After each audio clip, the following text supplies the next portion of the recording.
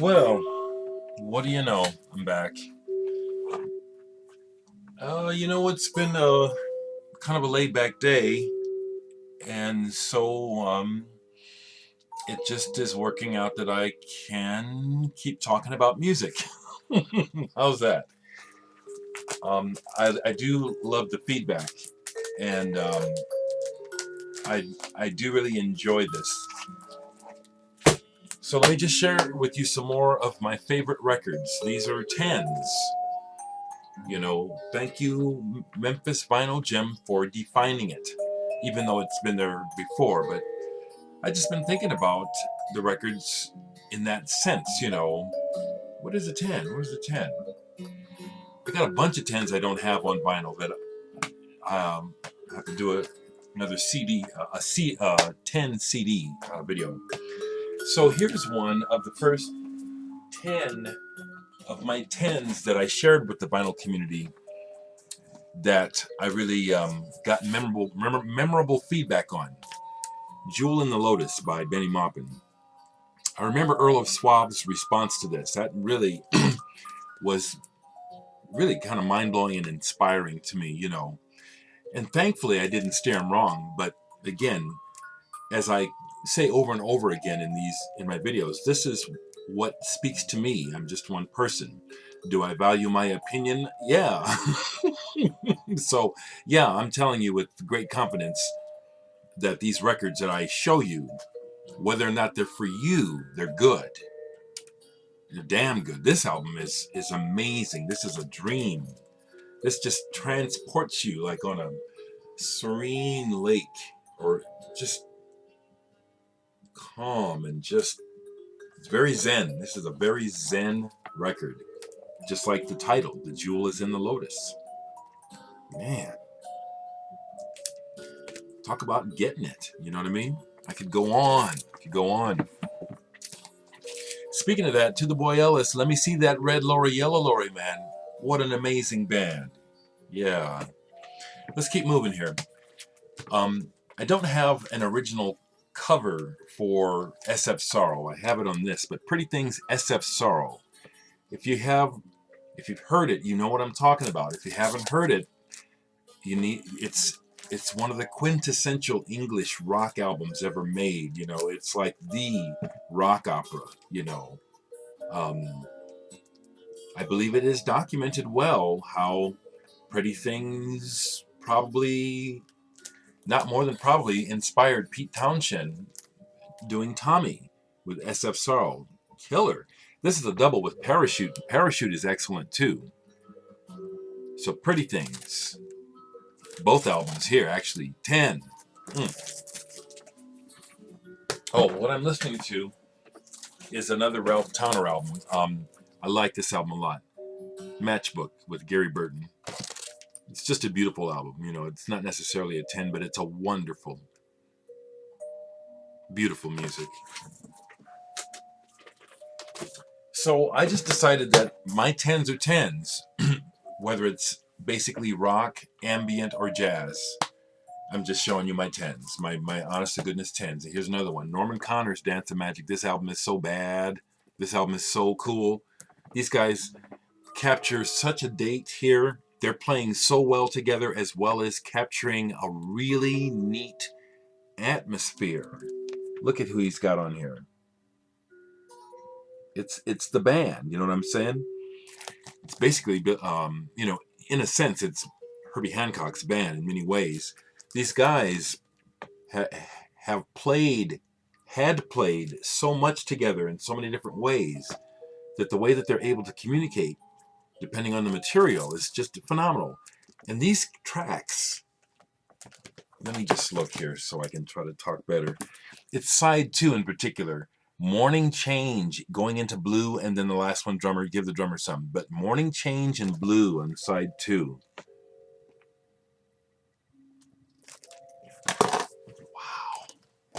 Wow.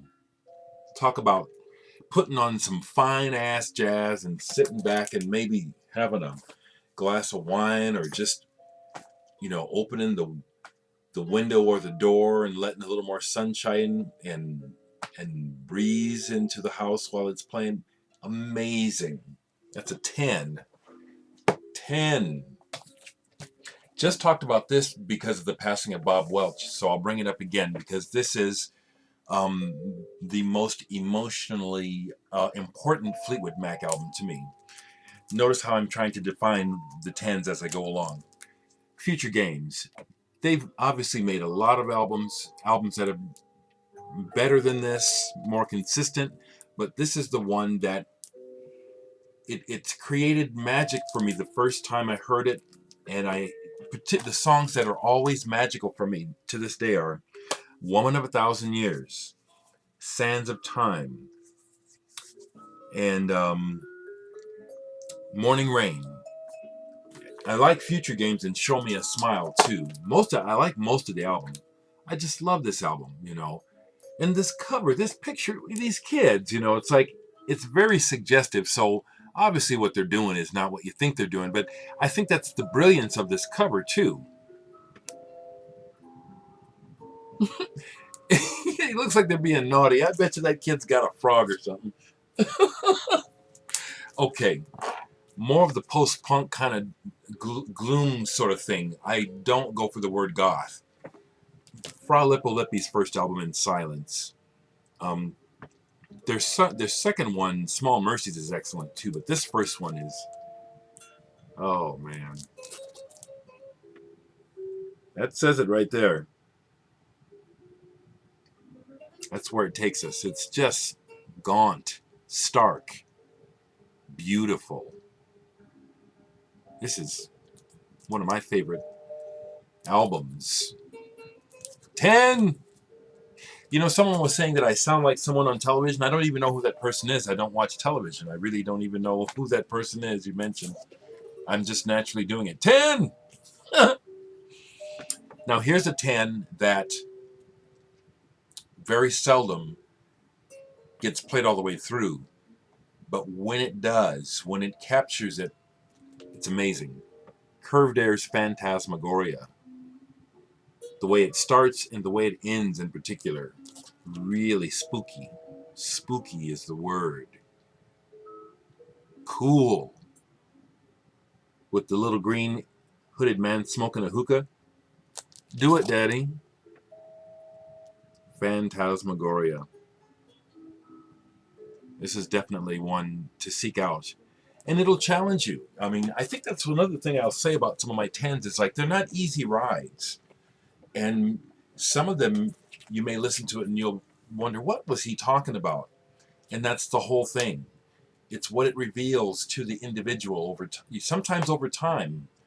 And that's what these records all represent to me. It's like there's something, each one of these records, you know, not just being what I think is great music, but there's more, you know what I'm saying? The way it's touched me. It may not touch you, but that's part of what makes a 10 a 10. Eddie Henderson, it was hard. I wanted to do Inside Out, the one before this one. I decided to do Realization because I think this one is probably overall, probably more totally, but they're both pretty amazing. Eddie Henderson, this is again the Herbie Hancock band around the time of Sextant, Crossings, just an amazing lineup of musicians. You know, I love Billy Hart's drumming, you know. Benny Maupin's on here again, you know, Herbie himself. I love Patrick Gleason. Yes, Patrick Gleason's synthesizer work. I can't find the words. You know, he was moving things ahead. Miss Dr. Gleason on this album too. 10! These are my favorite albums. Okay, this next artist, the other album of his that would be a 10 for me, I don't have the vinyl anymore. I'm kind of embarrassed that I got rid of it. But this is the other 10 for me by Brian Eno, and it's on Land. Ambient 4. This album truly, for me, is very, very strong. Side 2, I can just, particularly when we get to the last track, Dunwich Beach, Autumn 1960. That one I've had on repeat before. Wow. Wow. Brian Eno on Land. This is my 10 for Eno. Okay. I almost chose the first solo album, but actually this one, even though it has dated a little bit, it actually upped the ante. Bruford, one of a kind. Oh yeah. Abingdon Chasp.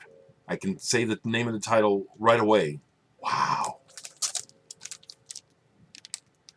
He's got Alan Holdsworth and Jeff Berlin on this album, and Dave Stewart.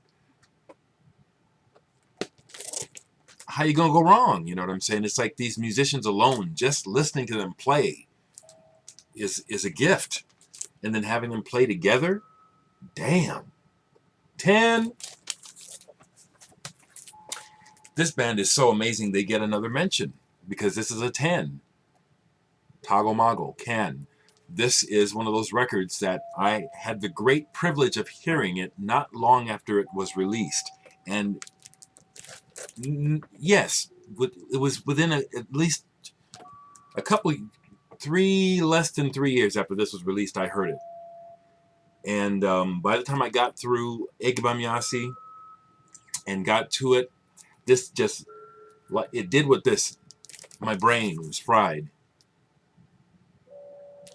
Tagomago is definitely a 10, and it's a rough ride, but it's exalting and it's ecstatic and it's psychedelic.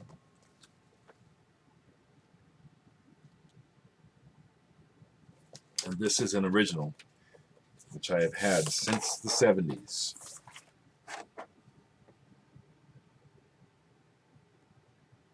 Yeah, I take care of my records. So Can definitely had to come again with some Can. Yeah, let me set that off to the side. Keep going. This is, again, this represents a lot more than what you hear all the way through the album. But this is definitely a 10. Egg. This is progressive rock music finding out what it can do. Fantastic. Okay, let me just take away those disclaimers. Fuck it. This is a 10. Egg. This is an amazing album. Fucking amazing. And along the same lines, their best for me, Tarkus by Emerson, Lake and Palmer. This is a 10. I love this cover too. Love this cover. It's pretty obvious by now. Yeah, I'm talking about my favorite records here. They just pump me up. Just thinking about the music. Just thinking about this music and the different times that I've, and that I've experienced things, and I'm so happy I have this on Island.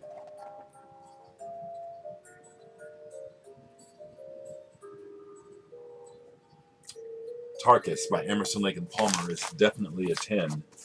Definitely. Love this album. Love this album.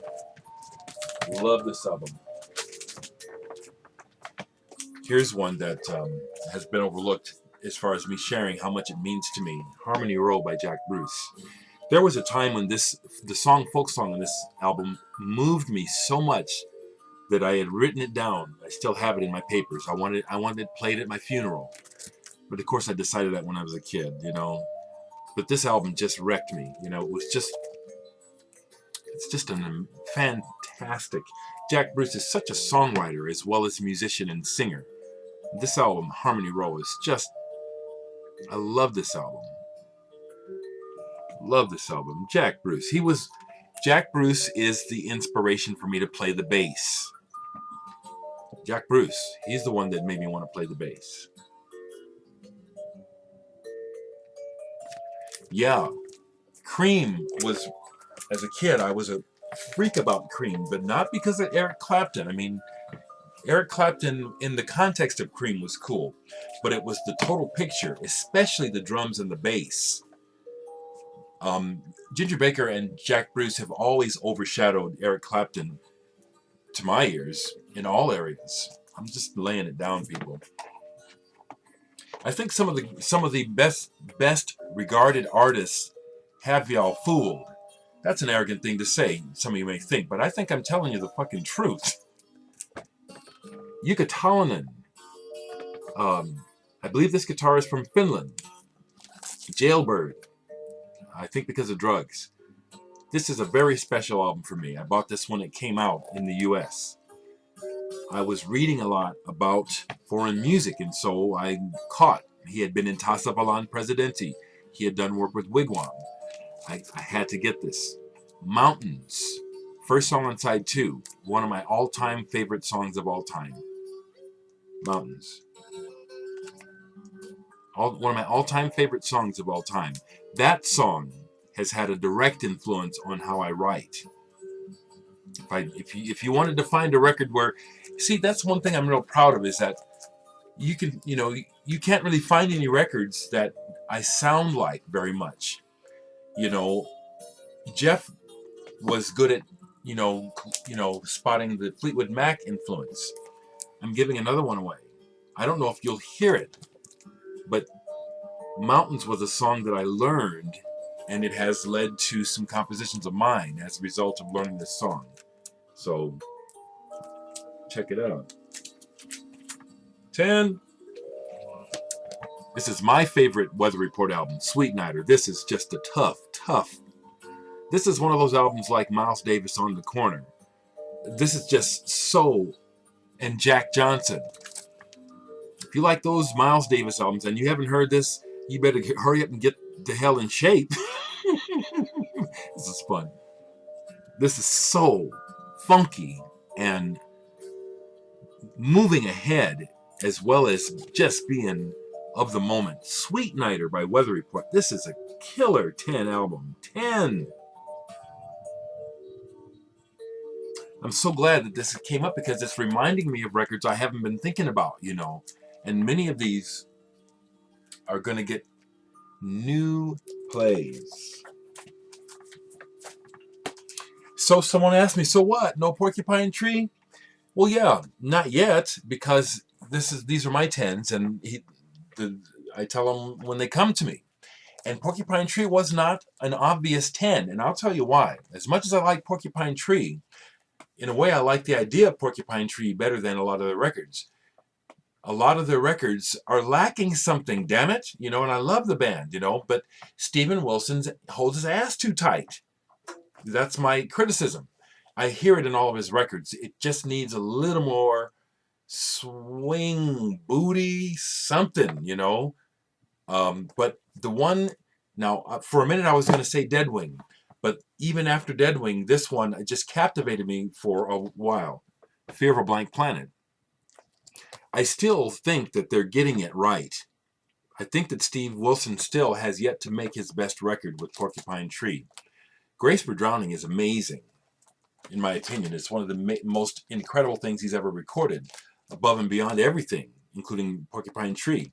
So I think that he still can bring it with Porcupine Tree. But this is my 10 for now, Porcupine Tree. Again, it's different for each person. It is. And with that in mind, these next two are going to be some records that probably a lot of people wouldn't choose for this artist. But these are 10s for me right away. The Mothers, Grand Wazoo. This album is so kick butt. And it's one of the Mothers albums. I have all of them, and I heard the Mothers of Invention back in the 60s, 68, 69. I first heard the Mothers and was blown away. I was as a child. But when this came out, it was right. It was at the right time for me and my friends. And we ended up, I almost know this album note by note, because I love it so much. I could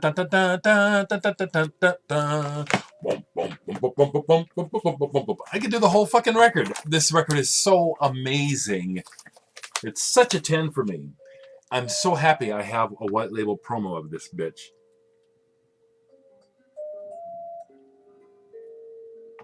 Yeah, this is truly one of my favorite Mothers albums. I love Zappa, but this is just one that I can play again and again and again, and the whole thing. And his solo on one of the tracks on here, as well as George Duke on this mother. These folks be jamming on this album. This is such a 10 for me. The other Zappa album, which may surprise some of you folks, that I'm calling a 10 because, again, of the personal meaning it has for me, is Overnight Sensation. When this came out, it was on repeat for me, my brothers, all my friends. When I went to Albuquerque to go to college and stay with my dad, the cats that I ended up with down there, they were playing it on repeat. It was funny.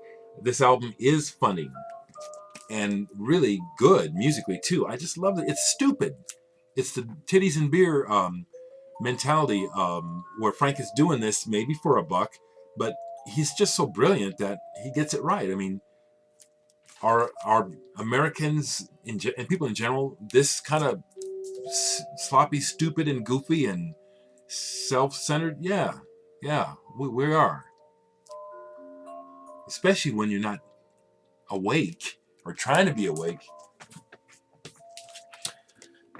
A whole nother feel, and this takes me back to Manchester. I have been musing on that. This is amazing, the connection I have with Manchester music. But this is an absolute 10 for me. Here Comes Everybody to Wake. This album is so beautiful. This album is so killer. This album is just... I just love this album.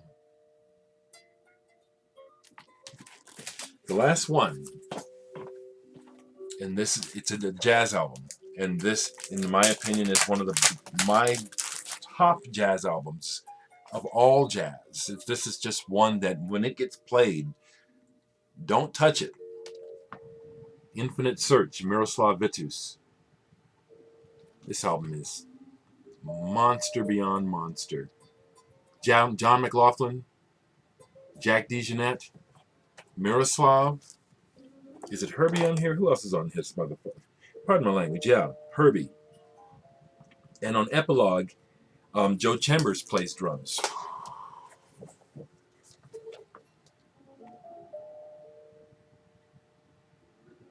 I had the great pleasure of seeing the original Weather Report with Miroslav Vitus on bass.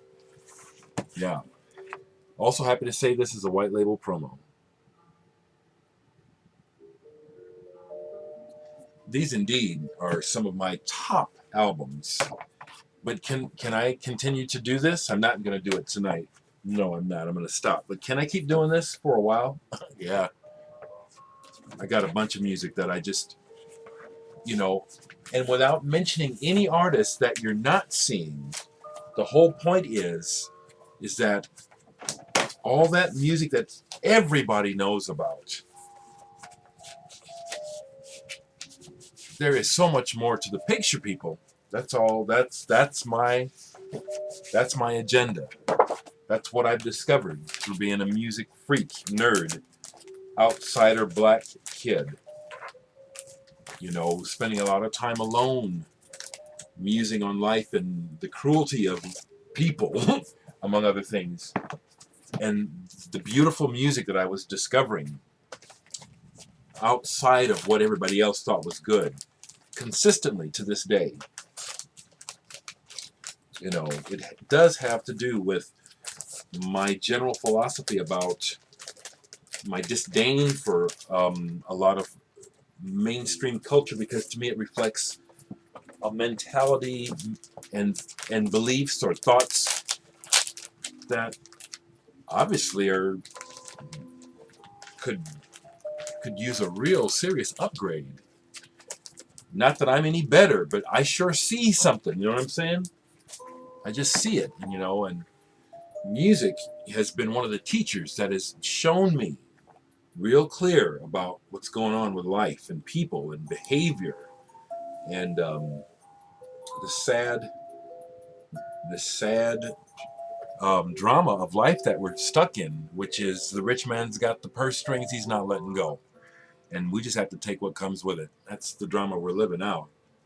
Okay, I got off track a little bit. Thank you so much for watching, It's just so much fun.